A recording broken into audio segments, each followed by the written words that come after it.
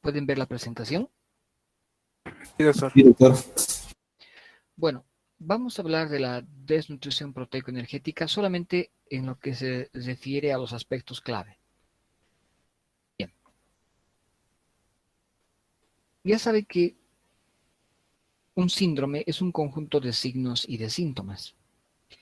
En este caso, el conjunto de signos y de síntomas son secundarios a la deficiencia de nutrientes esenciales. La forma en la cual se presenta este síndrome tiene formas diversas de presentación ante la común causa que es la deficiencia, si bien se trata de una causa aguda o de una causa crónica.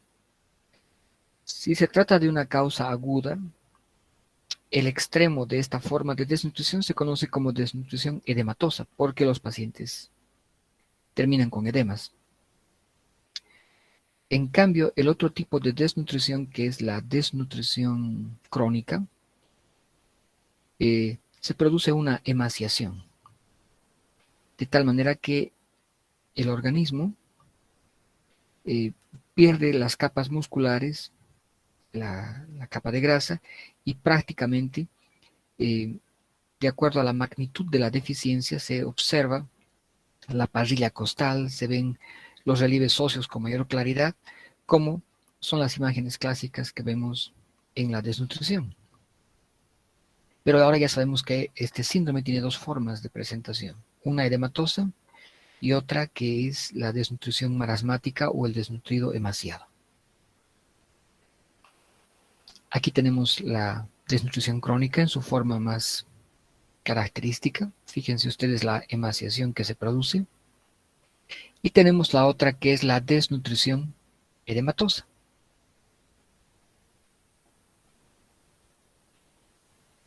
Bien. Si bien los signos de la desnutrición conocidos son importantes, en lugar de hablar de los signos, me gustaría hablar fundamentalmente del problema que se genera.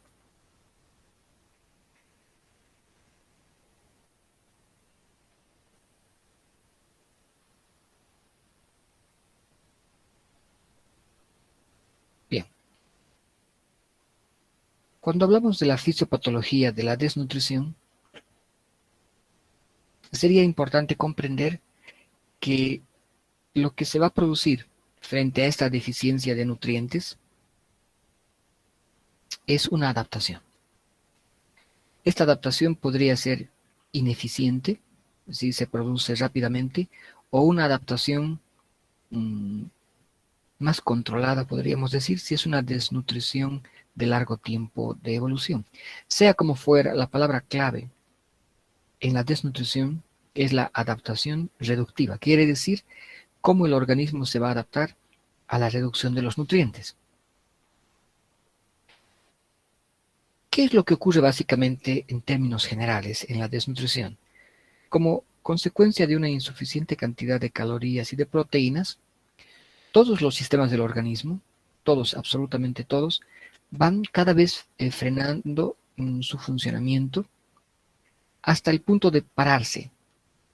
Y como consecuencia de que toda esta maquinaria energética se ve afectada, entonces los mecanismos se muestran inadecuados, funcionan muy mal, todos los sistemas enzimáticos van funcionando con mucha irregularidad. Entonces, esto se debe a que se va produciendo continuamente una maquinaria enzimática que primero funciona muy lentamente hasta finalmente pararse y funcionar muy desorganizadamente. Esto hacemos porque si entendemos la vida como energía, al no obtener suficiente fuente de energía a través de los alimentos, entonces todos los sistemas enzimáticos empiezan a reducir para no consumir la poco que llega.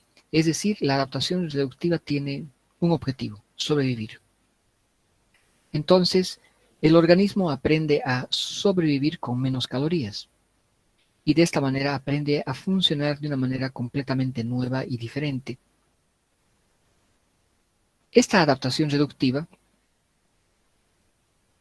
va a variar en sus partes. Por ejemplo, veamos lo siguiente. ¿Cuál sería la fisiopatología de la desnutrición cuando estamos hablando de un largo periodo de desnutrición? Una desnutrición crónica. Cuando hablamos de una desnutrición crónica, se producen las siguientes etapas. La primera es un balance negativo. La segunda es una detención del crecimiento y del desarrollo. La tercera, una hipofunción. Y la cuarta, la homeorexis. Vamos a revisarlas brevemente en qué consisten estas. El balance negativo, como consecuencia de esta situación en la cual no llegan suficientes cantidad de nutrientes y se produce un desequilibrio, entonces se producen manifestaciones de este balance. Pérdida de peso es uno de ellos, la dilución es el segundo y la atrofia es el tercero. Cuando la desnutrición continúa en este largo periodo, pasamos a una segunda etapa donde ya como consecuencia de que esta maquinaria energética ya no solamente está funcionando lento, sino que se ha parado, se produce una detención del crecimiento y del desarrollo. Entonces se afecta todos los parámetros que pueden ser cuantificables, peso, talla, desarrollo óseo, pero también se afectan la cualidad de las funciones, lo que se refiere al desarrollo. Entonces hay alteraciones neuromotoras, alteraciones en la motricidad gruesa, en la motricidad fina, en el aspecto sensorial. Entonces, detención del crecimiento y del desarrollo sería la segunda etapa. Si la desnutrición continúa, se produce otro paso que sería la hipofunción, es decir, un funcionamiento enlentecido de todos los órganos y todos los sistemas. Esta hipofunción de todos los órganos y de todos los sistemas energéticos es la parte avanzada de la desnutrición, consecuencia de la disminución del metabolismo. Entonces, ¿qué tendríamos? Piel atrófica, caída del cabello, anemia, alteraciones neuróticas. Por ejemplo, estas que son niños generados, más bien, que se están desarrollando en un medio ambiente lleno de limitaciones. Sin embargo, cuando llegan al hospital y uno intenta animarlos ofreciéndoles juguetes, no quieren jugar. O pese a que no han comido, si les ofreces comida, no quieren comer. A esto se refiere estas alteraciones neurológicas del comportamiento en la desnutrición. Y finalmente la etapa que viene siendo, diríamos, la etapa más avanzada de la desnutrición crónica, se conoce como homeorexis. La homeorexis es prácticamente la adaptación a esta condición deficitaria actual. Entonces, la homeorexis es algo muy parecido a la homeostasis, con la diferencia de que la homeorexis se genera en condiciones de desequilibrio. Por lo tanto, la homeorexis podríamos decir que es un nuevo equilibrio dentro del desequilibrio. Entonces, estas serían las etapas de la fisiopatología cuando la desnutrición se produce en largo tiempo. Se conoce como desnutrición crónica. Bien. ¿Qué otra situación podríamos ver? ¿Qué pasa cuando la desnutrición ocurre en corto tiempo? En corto tiempo. Cuando la desnutrición se da en corto tiempo, a lo que vamos a llamar una desnutrición aguda, las etapas que se producen son distintas. Va a haber un balance negativo, como la primera, que diríamos que es el común denominador. Hay pérdida de peso, hay dilución, hay un peso estacionario y finalmente se produce un aumento de peso. Pero esto suena raro, ¿no? ¿Cómo es posible que se produzca, si tengo un balance negativo, cómo podría producirse que el peso ya no baja, sino se queda? Y si sigue la desnutrición grave rápidamente desarrollándose, en lugar de continuar bajando, empieza a aumentar de peso. Entonces lo que estamos viendo ya es el resultado de la dilución y del edema. Entonces lo que estamos pesando es agua. Y esto explica por qué se produce un aumento de peso que lo vamos a comprender más adelante. La siguiente etapa en este tipo de desnutrición son directamente las manifestaciones clínicas de la deficiencia, los cuales van a ser edema, hipotermia, hipoglicemia, infecciones y mayores alteraciones tróficas de piel y faneras. En la desnutrición aguda no se produce una detención del crecimiento, no hay una adaptación, no hay una homeorexis. Por lo tanto, cuando digo que no hay detención del crecimiento, la talla se mantiene. Sin embargo, el peso que ha venido bajando, de repente ahora está subiendo, pero lo que estoy pesando es agua. Entonces, fíjense cómo las figuras son completamente distintas. Entonces, esta sería la evidencia de una manifestación, de una desnutrición aguda, de una desnutrición edematosa. ¿Ven cómo se produce el edema en estos pacientes? Fíjense ustedes que en estos pacientes se nota muy claramente las alteraciones de la deficiencia. Fíjense cómo ha cambiado las características del cuero cabelludo. Ha perdido su color. Hay alteraciones importantes de la piel, alteraciones tróficas. La piel evidencia manifestaciones de la desnutrición más claras. Por ejemplo, estas no se produce una desnutrición aguda que se conoce como dermatosis. Entonces, la dermatosis son manifestaciones de una desnutrición aguda. El edema son manifestaciones de la desnutrición aguda.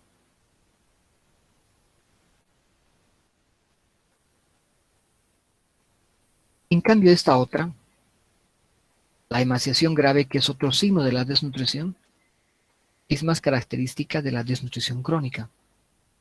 Esta, sin lugar a dudas, es una desnutrición aguda. Desnutrición aguda. Ahora bien, uno tendría que ir pensando lo siguiente.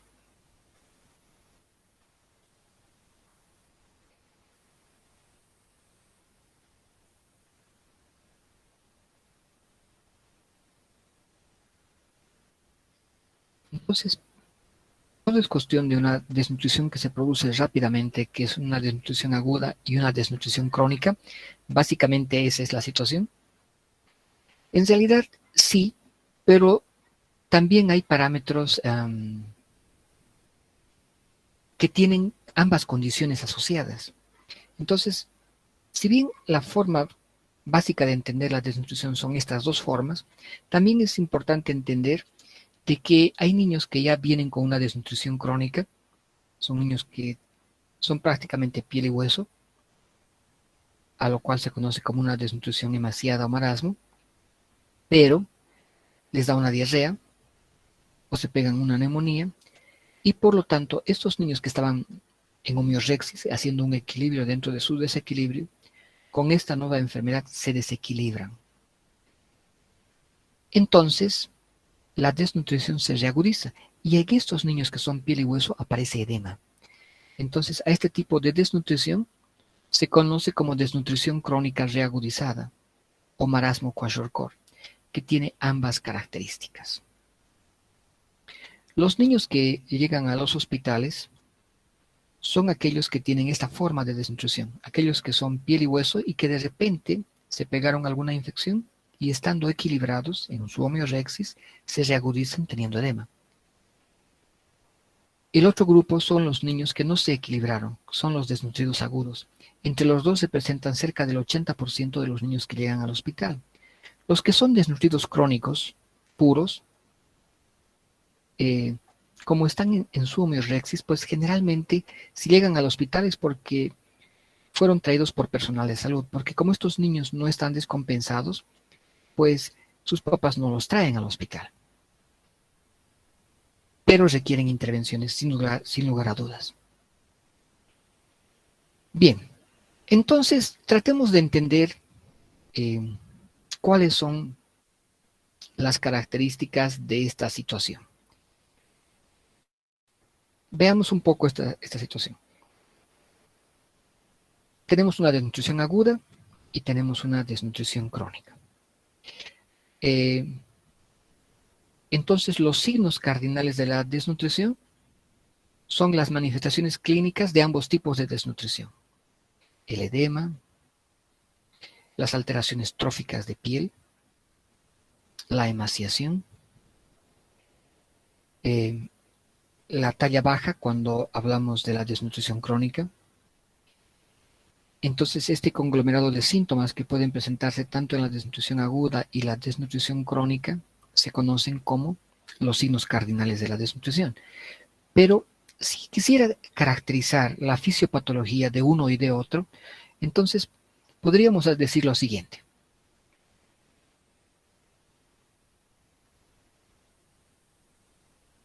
Miren, aquí tenemos un niño con desnutrición crónica, es un niño con marasmo. Este niño, si es que no se ha pegado ninguna infección, va a estar en un equilibrio dentro de su desequilibrio y ha quedado piel y hueso. Fíjense ustedes.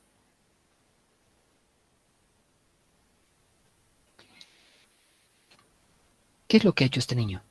Como no recibía suficiente cantidad de calorías y proteínas, ha consumido sus propias reservas. Con toda seguridad, las reservas de glucógeno que están almacenados en el hígado se han debido terminar en las primeras 12 a 24 horas. Cuando ya no tenía suficiente cantidad de energía, pero la desnutrición se producía lentamente y continuamente, pero insuficiente, empezó a consumir las grasas. Como la desnutrición continúa, empezó a consumir los músculos. Entonces, no solamente ha consumido estos músculos que ustedes ven acá, de los miembros inferiores y los miembros superiores, se ha consumido todo el músculo que existe. Por lo tanto, si el corazón está hecho de músculo, el corazón también ha sido consumido de alguna manera. Entonces, en el marasmo se utilizan las propias reservas. Como se está utilizando las propias reservas para vivir, lo que hace el organismo es producir un ahorro energético. Más o menos, ¿qué ocurre? Es como si estuviéramos en un edificio y nos dirían, bueno, estamos con alguna deficiencia de energía, por favor, cada tercer piso del edificio, que debe tener unos 20, cada tercer piso, por favor, les voy a pedir que apaguen las luces desde las 8 hasta las 12 de la noche. Desde las 8 de la noche hasta las 12 de la medianoche. Entonces, cada tercer piso empiezan a apagar las luces. Pero he preparado al edificio anticipadamente de este cambio. Como la desnutrición va a continuar, voy a decir, bueno, el problema continúa, así que por favor les ruego que ahora vayan apagando cada piso, un piso sí, un piso no, un piso sí, un piso no. Entonces todo el edificio se va preparando para equilibrar un poco sus demandas de energía. Ya saben que hay poca energía y todos los que viven en ese edificio se empiezan a preparar. Y se empiezan a apagar los pisos. Un piso sí, un piso no, un piso sí, un piso no. Y finalmente la cosa es más grave y decimos, bueno, la verdad es que ya no tenemos energía. Por lo tanto, solamente vamos a dar energía por horas y por pisos. Por lo tanto, del piso 1 al piso 5 solamente vamos a tener luz 2 horas. Las siguientes horas del piso 7 al piso 8, en fin. En este caso, es el mejor ejemplo de lo que ocurre en este niño. Se han ido apagando cada uno de los sistemas en forma paulatina. Por lo tanto, se ha empezado a ahorrar la energía y no se han producido grandes protestas. Vamos a entender protestas como deficiencias de vitaminas. Si bien es cierto que hay deficiencias de vitaminas, si se fijan ustedes la calidad de la piel de este niño, miren, es muy diferente a la calidad de la piel del niño con kwashiorkor. donde muestra severas deficiencias. No decimos que no muestre deficiencias. Lo que estoy diciendo es que las deficiencias no se notan tan claramente como en el desnutrido agudo. ¿Por qué? Porque han ido avisando que iban a apagar la luz poco a poco. Por lo tanto, la maquinaria energética primero ha empezado a funcionar más lento, hasta que finalmente se ha parado. Por lo tanto, no habían protestas, porque no habían demandas. Si no hay demandas de vitaminas, porque los sistemas enzimáticos se han parado, no hay síntomas de deficiencias. No hay síntomas importantes de deficiencia. Esto se debe al ahorro energético. Pero como para poder conseguir esto, he tenido que parar la síntesis de todas las moléculas de alta energía. Por lo tanto, todo lo que se estaba produciendo, multiplicándose, se para. Por lo tanto, si quiero mirar la médula ósea, voy a tener una anemia que probablemente no se note claramente. En el estómago y el intestino, las células que normalmente deberían estarse multiplicándose, no lo hacen, por lo tanto hay una atrofia intestinal y hay una mala absorción como consecuencia. Si miro los huesos, hay una disminución de la velocidad del crecimiento. Entonces, estos niños con toda seguridad van a afectar la talla, van a dejar de crecer para no demandar energía. Fíjense ustedes que es un niño que tiene esta clásica característica. No hay edema. No hay edema.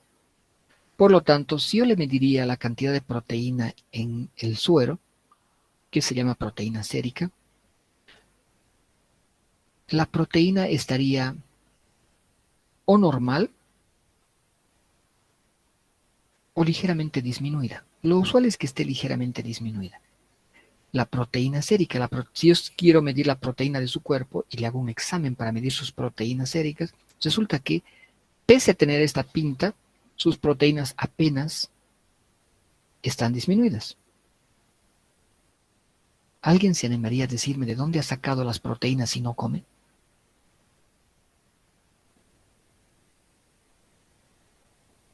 De los músculos, doctor. Ha sacado de sus mismos músculos. Por lo tanto, la presión oncótica, que depende de las proteínas, se ha mantenido porque ha sacado sus propias proteínas para equilibrarlo. ¿Ven? Ha hecho una homeorexis, ha hecho un equilibrio dentro del desequilibrio.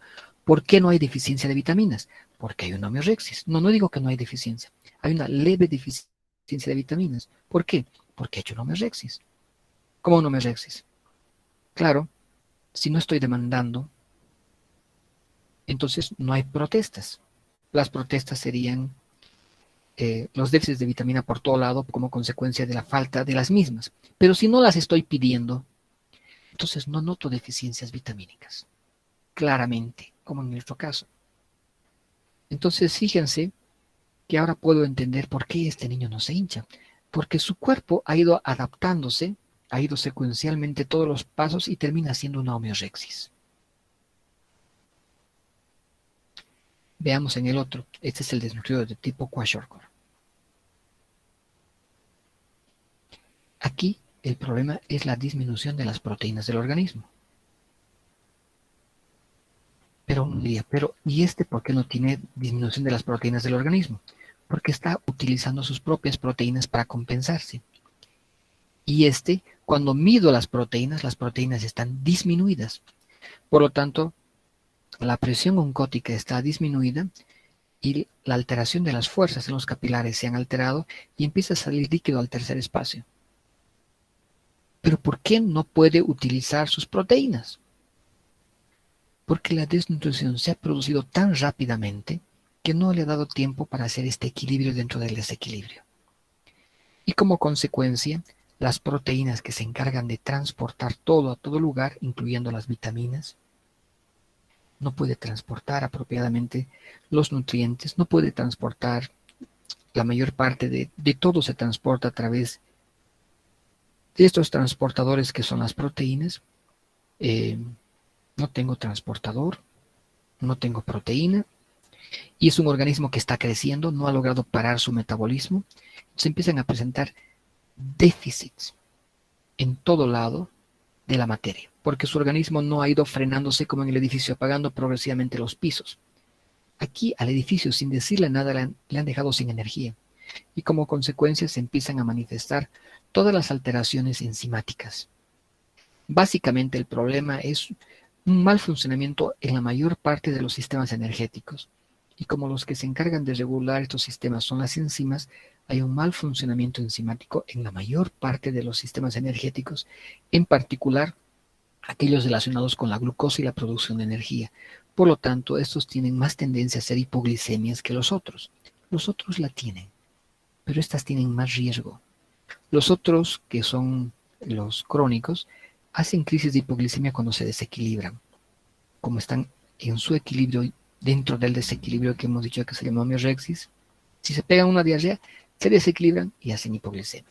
Si se pegan una neumonía, se desequilibran y hacen una hipoglicemia.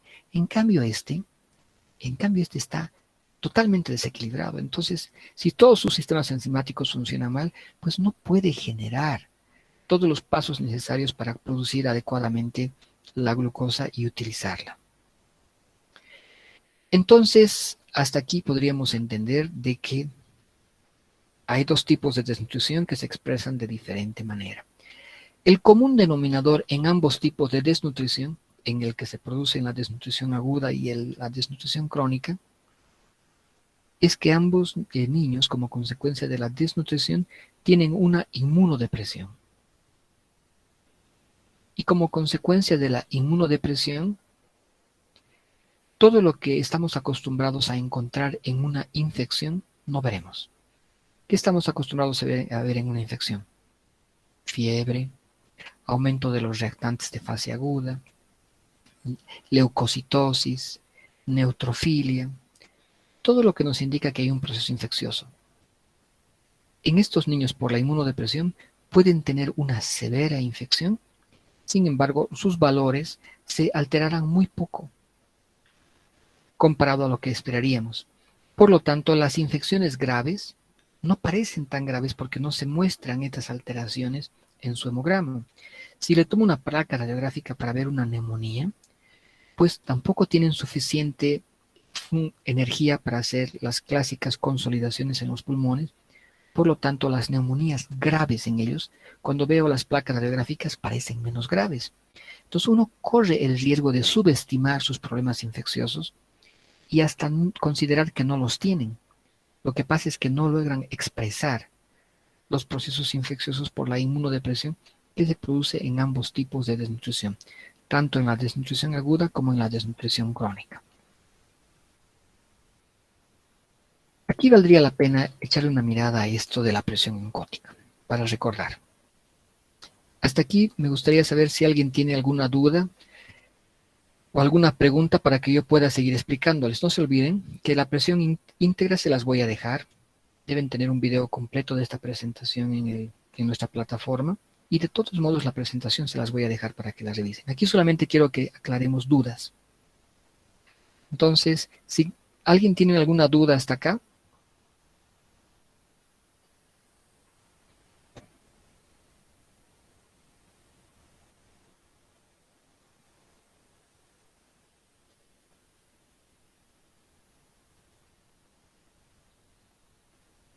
Ok, volvamos al show entonces. Bien, fíjense ustedes. Esto ya sabemos. Aquí tenemos un capilar en el extremo arterial y en el extremo venoso. En el extremo arterial predomina la presión hidrostática. ¿Cómo predomina la presión hidrostática? Cuya presión depende de la fuerza con la cual el corazón está latiendo e impulsando la sangre por todo el sistema arterial. La presión hidrostática depende de ese bombeo. Entonces, en este lado del capilar, la presión hidrostática es mayor que en este lado. Y por lo tanto, por esta presión, el líquido tiende a salir hacia afuera.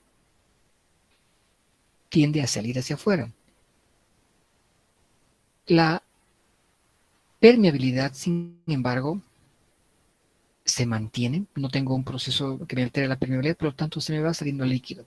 En el otro extremo del capilar, la presión hidrostática no es tan importante, pero es más importante la presión oncótica, que depende de la cantidad de proteínas.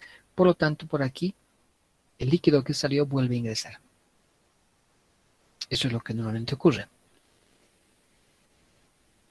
En el niño con desnutrición crónica, estas presiones se mantienen.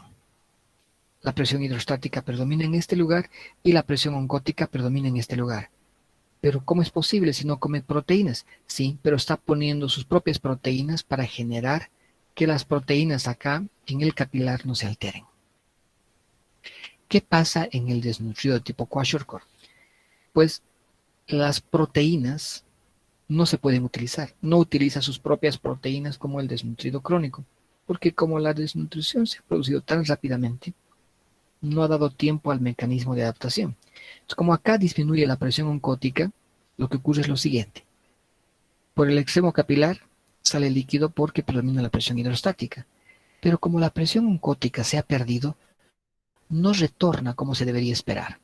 Entonces, como consecuencia, tenemos una pérdida más hacia afuera y casi nada que ingresa porque no tengo proteínas que me generen la presión oncótica.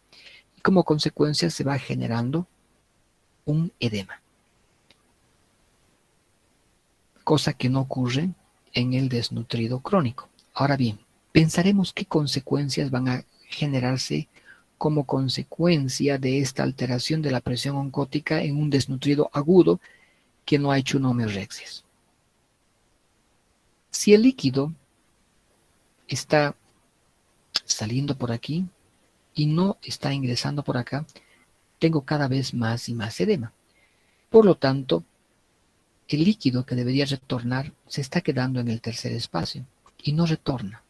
Como el líquido no retorna en cantidad suficiente por el extremo venoso del capilar, tengo menos volumen intravascular efectivo, porque se está perdiendo cuando se está saliendo. Como tengo un menor volumen intravascular efectivo, alguien se va a dar cuenta del problema. Ese alguien es el riñón, que se va a dar cuenta que el volumen intravascular efectivo ha disminuido. Si el volumen intravascular efectivo, es decir, la cantidad de líquido que le está llegando al riñón es menor, ¿alguien podría decirme cómo se va a defender el riñón? ¿Alguien recuerda de fisiología? ¿Qué hace el riñón en esas condiciones?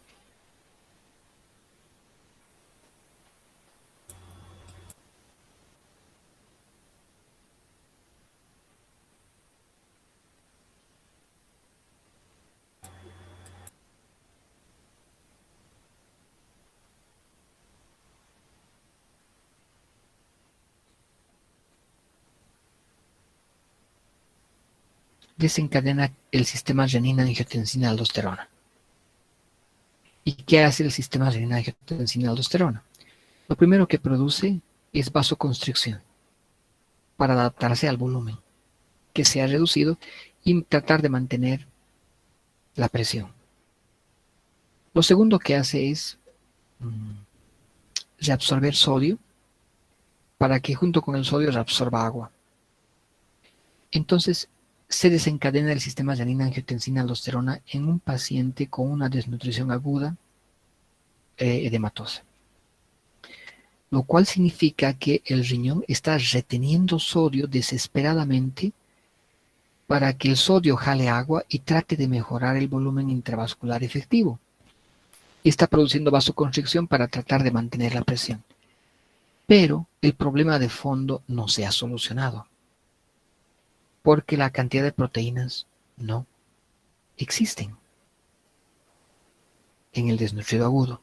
Como consecuencia de ello, pese a que el riñón está haciendo este mecanismo, se sigue saliendo el líquido por el capilar en el extremo arterial y no está ingresando por el extremo venoso. ¿Qué hace el riñón? Más sistemas de renina-angiotensina-aldosterona, mayor retención de sodio para tratar de retener más agua y tratar de mantener el volumen intravascular efectivo. Como las proteínas, que son el problema básico, no se ha solucionado, se genera un círculo vicioso donde cada vez, por tratar de solucionar, lo único que generamos es cada vez más y más edema. Pero como consecuencia lógica también, más sodio dentro del organismo. Entonces, Déjenme ver en qué hora estamos para tratar de decir lo central solo de este tema. Entonces, podría imaginarme cómo voy a encontrarme con el sodio orgánico total en este tipo de desnutridos edematosos. El sodio orgánico corporal total es aquella cantidad de sodio que se encuentra en todo el organismo, no solamente en el suero. El sodio orgánico total. En este desnutrido agudo, en este desnutrido edematoso, ¿cómo creen ustedes que esté el sodio orgánico total como consecuencia de estas alteraciones que estoy mencionando? ¿Alguien se animaría, por favor, a decirme?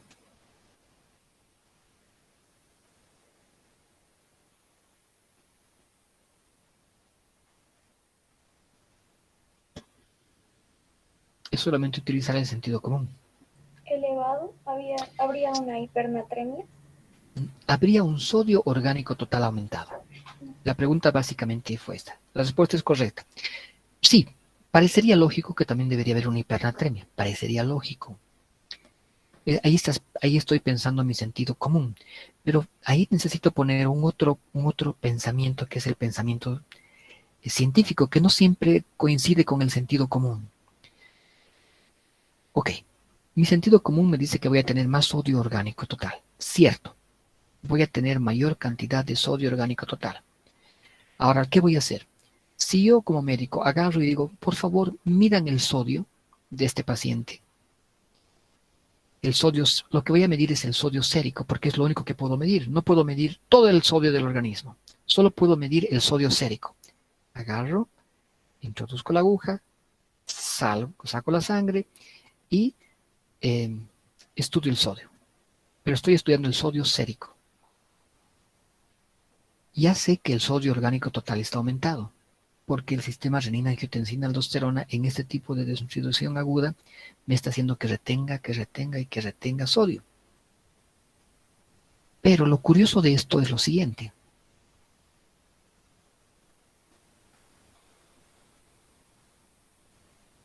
Cuando uno se pregunta, ¿y cómo están los electrolitos en el desnutrido? Bueno, si es un desnutrido agudo o es un desnutrido reagudizado, el sodio orgánico total está aumentado como esperaba encontrarlo. Sin embargo, cuando mido el sodio sérico, tiene una hiponatremia. Fíjense esa paradoja que es rara, ¿no? El sodio orgánico total está aumentado. Ya sé por qué. El sistema renina-angiotensina-aldosterona ha ido reteniendo sodio para tratar de jalar agua y para tratar de mantener el volumen intravascular efectivo. Ya, entiendo el sodio orgánico total. Pero ¿por qué presenta hiponatremia? ¿Por qué el sodio del suero que estoy midiendo, pero no puedo medir el sodio orgánico total, solo puedo medir el sodio sérico? ¿Por qué el sodio está disminuido?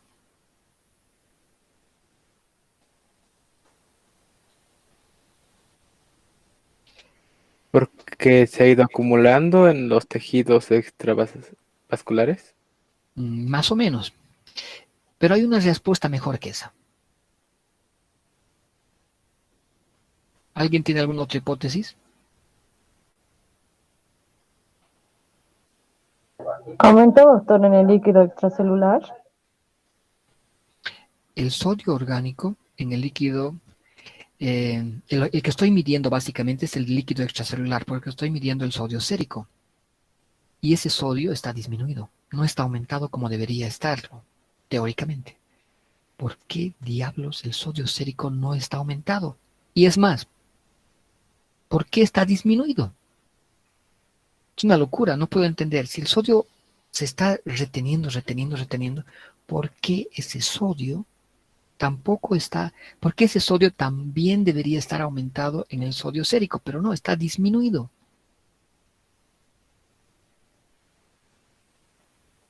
Un intento más, ¿alguien tiene alguna hipótesis razonable? ¿Por qué se ha producido un edema? Miren, la cosa es la siguiente. Si retengo sodio, a ver, voy a hacer una cuestión más simple. Cuando van al cine y se piden pipocas saladas, como consecuencia van a tener sed, van a necesitar tomar mucha cantidad de líquido. ¿Cierto o no es cierto? Cierto, doctor. Cierto. Si empiezo a retener sodio, sodio, ¿qué va a hacer el sodio? Va a retener agua. El problema es que voy a retener más agua que sodio. Por cada sodio que retengo más agua. Por cada sodio que retengo más agua. Por cada sodio que retengo más agua. Entonces, ¿qué pasa? Tengo una hemodilución. Por lo tanto, no puedo darme cuenta que el sodio sérico está aumentado porque hay una cantidad mucho mayor de agua. Entonces, el sodio sérico está diluido. Por eso es que cuando mido está bajo. Y sale una hiponatremia. Pero está bajo el sodio porque lo estoy midiendo en la cantidad del volumen en el que se encuentra. Y como ha retenido mucha agua, muchísima más agua, entonces el sodio se diluye y parece que está bajo. Y ese es uno de los principales errores en la terapéutica, porque lo lógico debería ser, bueno, acabo de medir el sodio y el sodio está bajo. Entonces, ¿qué voy a hacer? Voy a ponerle sodio. Empeoran el problema. Porque como consecuencia van a potenciar el sistema de angiotensina, aldosterona y mayor edema. Entonces, fíjense ustedes el problema acá. Ya puedo entender entonces este enunciado que dice el sodio orgánico total está aumentado. Ya sé por qué. Sin embargo, en el niño con desnutrición proteico-energética grave que tiene edema, tiende a presentar hiponatremia. ¿En qué tipo de desnutridos? En aquellos que tienen edema. En aquel desnutrido agudo puro o en aquel desnutrido crónico que sea edematizado, que sea reagudizado. Entonces ya sé qué me encontraría en estos niños. Ahora, también hay que saber qué ocurre con el potasio. El potasio orgánico total en estos pacientes con las mismas características, los graves, los que llegan a los hospitales, que les he dicho que son el desnutrido agudo y el desnutrido crónico reagudizado, tiene un potasio orgánico total disminuido. La pregunta sería, ¿por qué el potasio está disminuido en estos desnutridos? Está disminuido porque fundamentalmente los pacientes edematosos, los que tienen desnutrición aguda, como no comen proteínas, por eso se han desnutrido, por eso se han hinchado, sí consumen cereales, porque es más barato. Es un problema de la pobreza. Los cereales que comen son cereales refinados. En el proceso de refinamiento, el arroz bonito que ven ustedes, ese es el arroz refinado, en el proceso de refinamiento se pierde el potasio. Por lo tanto, consumen poco potasio porque consumen cereales refinados, sin potasio o con poco potasio. Por otro lado, como frecuentemente tienen diarreas, por las diarreas se pierde potasio. Entonces el potasio se va perdiendo porque no se consume y porque se elimina. Entonces el potasio orgánico total está disminuido en estos niños. Lo curioso es que también cuando mido el potasio sérico, porque es el único que puedo medir, no puedo medir el potasio de todo el organismo, solo tomo una muestra. Igual que en el sodio, voy a tomarla del suero. Solo que en esta vez voy a medir el potasio. Y resulta que el potasio puede estar normal o ligeramente disminuido, pese a que el potasio orgánico total está disminuido. Y uno se pregunta, pero ¿y aquí cuál es la explicación? Del anterior ya he encontrado la de dilución. Pero aquí, ¿por qué no puedo ver el potasio disminuido? Debería estar muy disminuido si es que no consume potasio y está echando fuera el potasio. ¿Por qué el potasio parece normal o apenas comprometido, apenas disminuido? Porque el principal lugar donde se encuentra el potasio es dentro de las células, es el potasio intracelular. Y ustedes están midiendo el potasio extracelular. Por lo tanto, no es una buena muestra. No pueden medir el potasio intracelular. Ni siquiera en los hospitales más grandes se puede medir el potasio intracelular más que con fines investigativos. No está disponible. Pero el potasio que ustedes miden es el extracelular. ¿Y ese es el lugar donde está el potasio? No, el lugar donde está el potasio es dentro de la célula. Es intracelular y no pueden medirlo. Por lo tanto, la única forma de darse cuenta que el potasio orgánico total está disminuido es por los síntomas y los signos de las deficiencias de potasio. Por ejemplo, alteraciones electrocardiográficas, por ejemplo, mal funcionamiento del tubo digestivo como el ilio, y ya está. Ese va a ser el resumen de los eventos centrales de la fisiopatología, que hasta aquí haríamos un resumen. La desnutrición es un síndrome, un conjunto de signos y síntomas como resultado de la deficiencia. Sin embargo, este síndrome, si bien tiene un componente común, que serían los síntomas cardinales de la desnutrición, los signos cardinales de la desnutrición, que hemos dicho que son estos. La emaciación es un signo grave, es un signo cardinal. El edema es un signo cardinal. La dermatosis es un signo cardinal.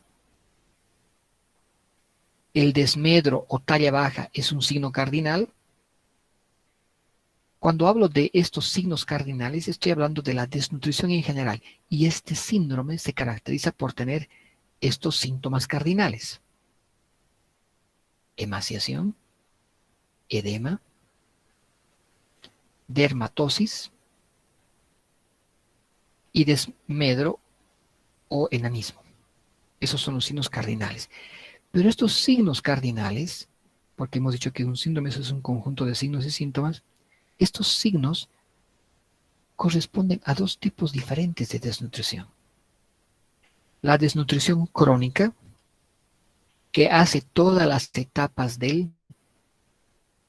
etapas características de la fisiopatología.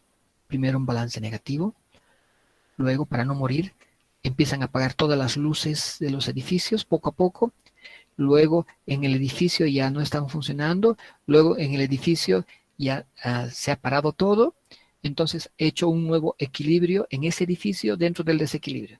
Se han acostumbrado a vivir con energía día por medio, 3 horas por semana. Se han acostumbrado a ahorrar agua. Han hecho un equilibrio dentro del desequilibrio. Este niño ha hecho como condición final un equilibrio dentro del desequilibrio, que sería la homeorexis. Este niño es este niño. El niño piel y huesos, que no se hincha.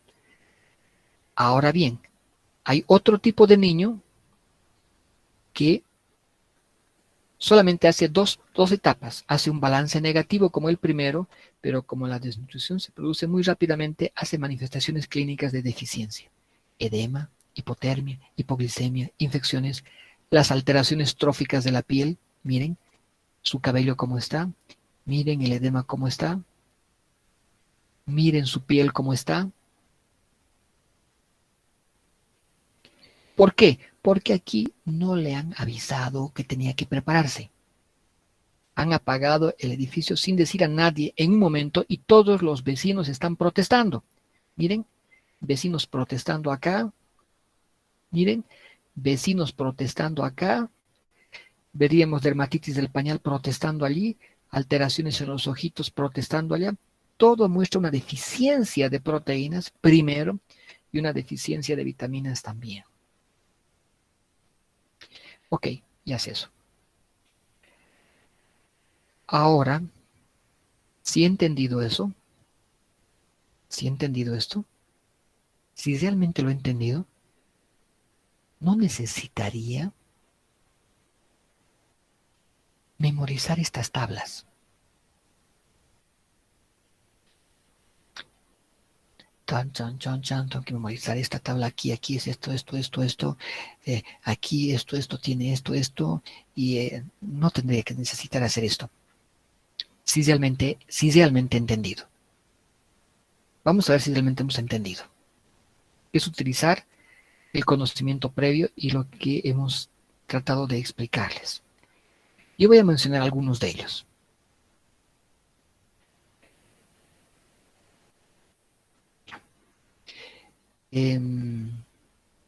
Los niños pueden desnutrirse a cualquier edad. Sin embargo, los que se desnutren rápidamente son generalmente lactantes mayores cuya madre se ha embarazado, y en el momento que se entera que está embarazada le quita la leche, su única fuente de proteínas, y no le da chance a adaptarse, y como consecuencia hace una desnutrición aguda. Estos otros que hacen desnutrición crónica generalmente son niños mucho más pequeños, donde La mamá y papá, por ejemplo, trabajan.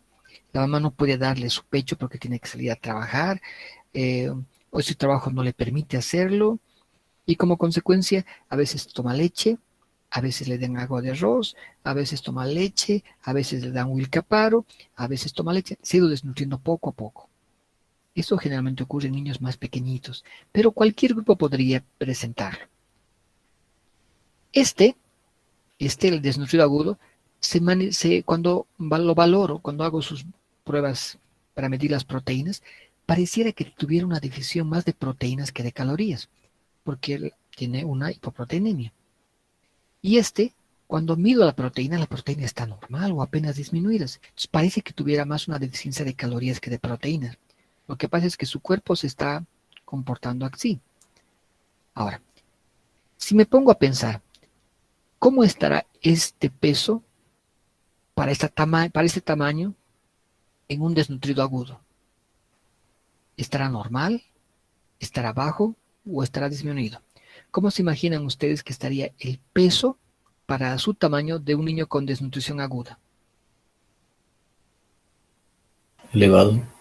Elevado. Elevado si es que está con edema. Edema. Pero si está sin edema, digamos que es una desnutrición leve todavía o moderada, no se va a hinchar, va a estar disminuido para su talla. Pero cuando se hinche, su peso va a estar apenas comprometido porque estaría pesando agua. ¿Y cómo estaría el peso para la talla en un desnutrido crónico?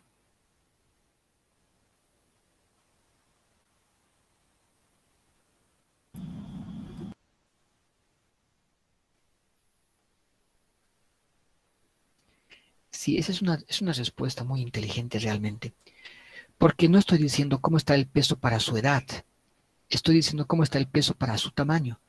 Como es un desnutrido crónico, ha dejado de crecer. Como es chiquitito, ese peso bajo es normal para un niño tan chiquitito. Entonces pareciera que ese peso está normal, pero para su tamaño. Ahora veremos este otro, miren.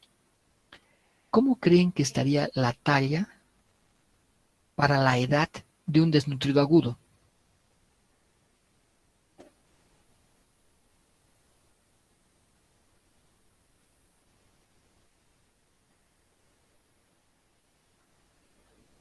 Normal.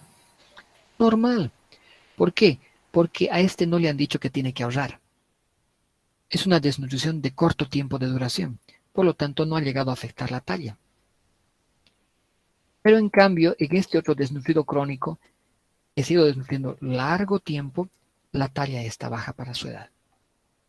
Hemos dicho que los dos tienen alteraciones de la glicemia, solo que en este es más probable que en este. Y quisiera que estudien algunas otras particularidades, además de por qué hay hipoglicemia aparte de lo que he explicado.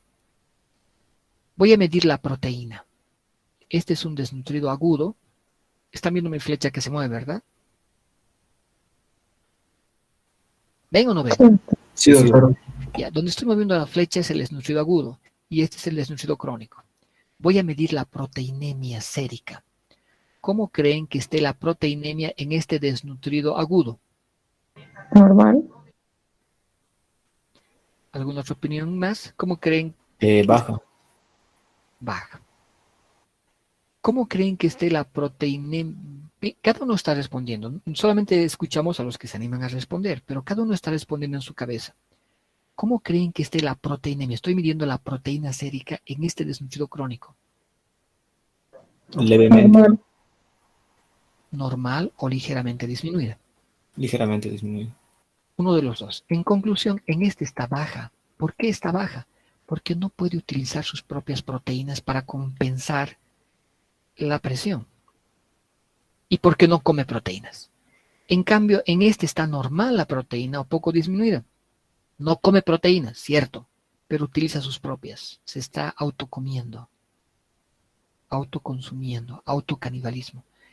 Ahora, no responder esta pregunta sería como para suicidarse. Como consecuencia, el edema en el desnutrido, es decir, presente ausente, eso es lo que van a decirme como respuesta, ¿ya? Aquí está el desnutrido agudo. ¿Cómo va a estar el edema en este desnutrido agudo? Presente. Y en este, No Ausente. presente. Ausente. ¿Por qué está presente? Porque no puede consumir su propia proteína, porque se ha desnutrido muy rápido y porque no come. Y ¿por qué está ausente? No se hincha porque consume sus propias proteínas. Por eso está piel y huesos. En cambio, no está piel y huesos, está hinchado como globo. ¿Se dan cuenta? Esto también les he dicho, a ver si me podrían decir. Solamente voy a utilizar 5 minutos más de clase para aclarar algunas cosas, porque la clase la van a tener entera para repasarla. Ya saben que este es el desnutrido agudo y este es el desnutrido crónico.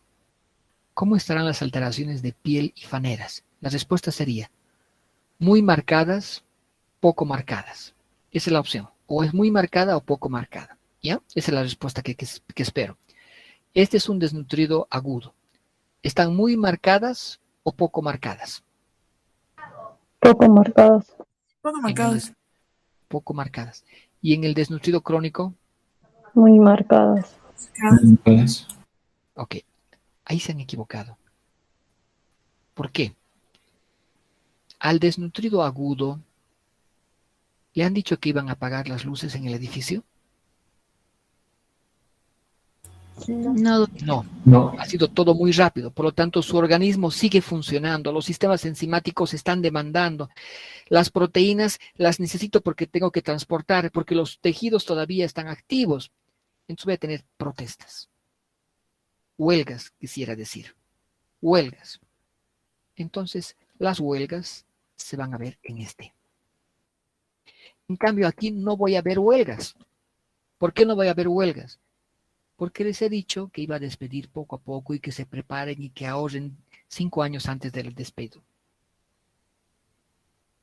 Porque les he dicho en el edificio que iba a apagar la luz poco a poco y he iniciado apagando primero cada mes, luego cada semana y luego cada día y luego finalmente ya no hay energía, ya voy a dar solamente 2 horas. Y como consecuencia lógica ustedes tenían esto.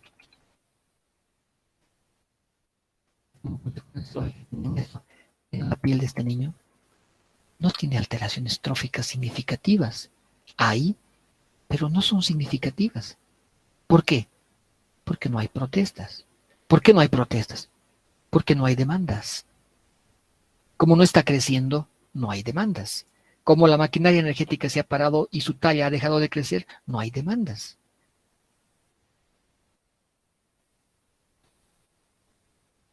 Este estaba creciendo.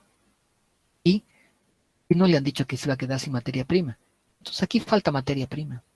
Este tejido me está demandando deficiencias de vitamínicas, conjuntivitis. Su pelo que estaba creciendo ha perdido el color porque no hay materia prima.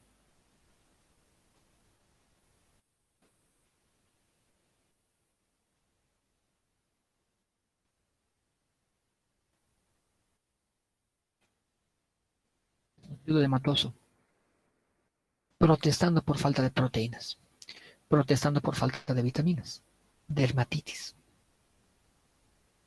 Esos se han confundido. Entonces,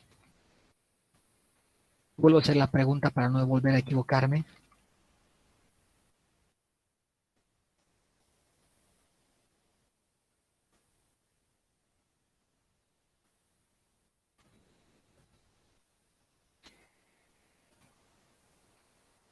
¿Quién va a tener más alteraciones de piel y faneras? ¿El agudo o el crónico? El agudo. A no olvidar. ¿Por qué diablos el agudo? Porque no ha hecho homeorexis. Porque sus sistemas enzimáticos y su maquinaria energética sigue funcionando y sigue pidiendo. Y como no le dan, hace huelgas, hace deficiencias. En cambio, casi no tiene deficiencias porque no hay demandas. Ha dejado de crecer, su maquinaria energética se ha parado. El motor no pide energía, el motor no pide azúcar, no pide gasolina, no pide aceite, no pide casi nada porque se ha acostumbrado, ha hecho un equilibrio dentro del desequilibrio. Los dos tienen mala absorción y mala digestión. Voy a terminar solamente con esto, ¿ya? La masa muscular es fácil adivinar acá. ¿Cómo está la masa muscular en el desnutrido agudo? ¿Y cómo está la masa muscular en el desnutrido crónico? En el agudo es normal y en el crónico es disminuido. Eso es la pichanga, ¿no es cierto? ¿Cómo está el panículo adiposo en el agudo y cómo está en el crónico?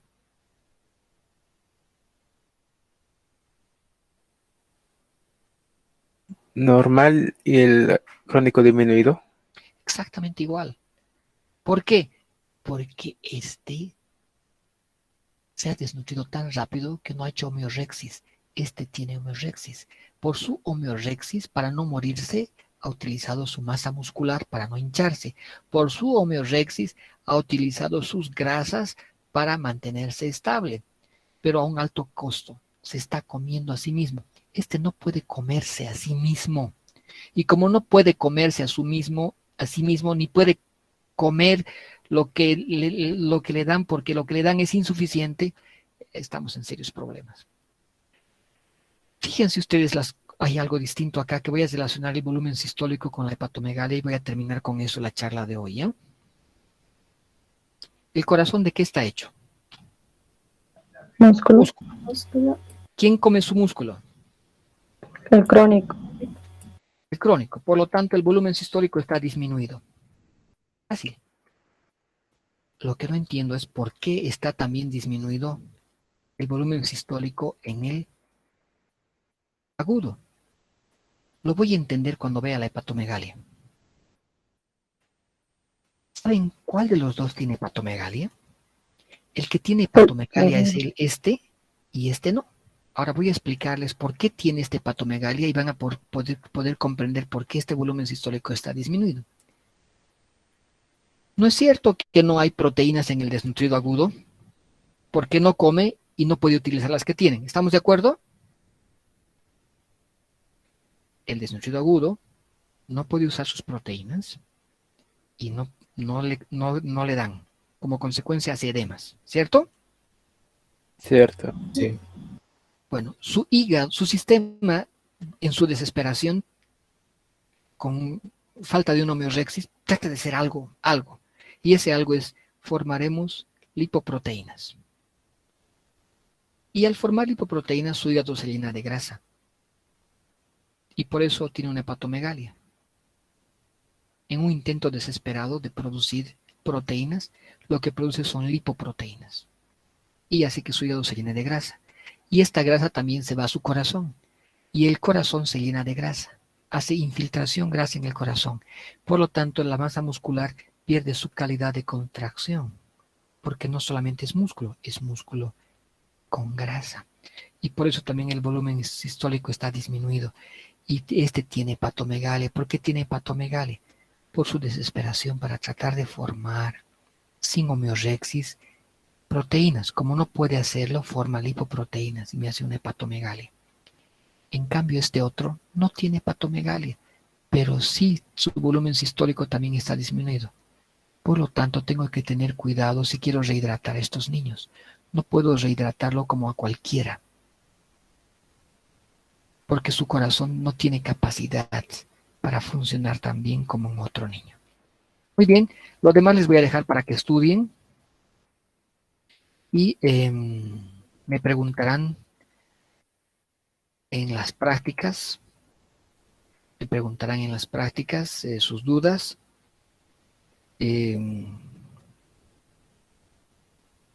También vamos a ver algunos casos clínicos de esto. Así que todavía tenemos que agasar un poquito más la idea, ¿no es cierto?, de la fisiopatología de la desnutrición. Bien, creo que aquí vamos a quedar. Hemos empezado un poquito tarde porque hemos empezado a las 8:10, a las 7:10, entonces estamos terminando 8:15. No vale la pena hablar más porque no me van a escuchar. ¿Alguien quiere que le aclare algo hasta acá? ¿Alguien quiere que vuelva a repetir algo hasta acá? Doctor, una duda. Sí, escucho, Johnny. El sodio era el que tenía lo que es la hemodilución. ¿Hay algún otro componente como, por ejemplo, la glucosa que también puede sufrir hemodilución? No.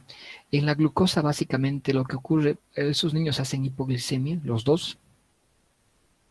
El que más hipoglicemia se hace desnutrido agudo, porque para utilizar la glucosa del tubo digestivo hay que hacer hidrólisis. Para hacer hidrólisis se necesitan enzimas funcionando. Las enzimas funcionan mal. Por otro lado, tienen atrofia intestinal, absorben mal. Si quiero utilizar el glucógeno del hígado para convertirlo en glucosa, pues probablemente ya no tenga glucógeno en el hígado. Y si tengo, mis sistemas enzimáticos funcionan mal. Entonces puedo convertir neoglucogénesis, pero mis enzimas no funcionan bien. Entonces, estos factores en conjunto explican por qué tienen tendencia a hacer hipoglicemia estos pacientes. No comen, hipoglicemia. No pueden absorber bien, hipoglicemia. Si comieran algo de alimentos y no estuvieran pensados como tratamiento, probablemente no podrían absorberlas y se eliminarían por la atrofia intestinal. No toleran periodos largos de ayuno, no tienen reservas hepáticas o tienen muy pocas, no pueden convertir en glucógeno sus otras fuentes alternativas eficientemente y como consecuencia tienen tendencia a hacer hipoglicemia. Está bien, muchas gracias. Y hay otros factores más que lo vas a ver en la tabla. Bien. Voy a dejar esta presentación con Vanielis para que reparta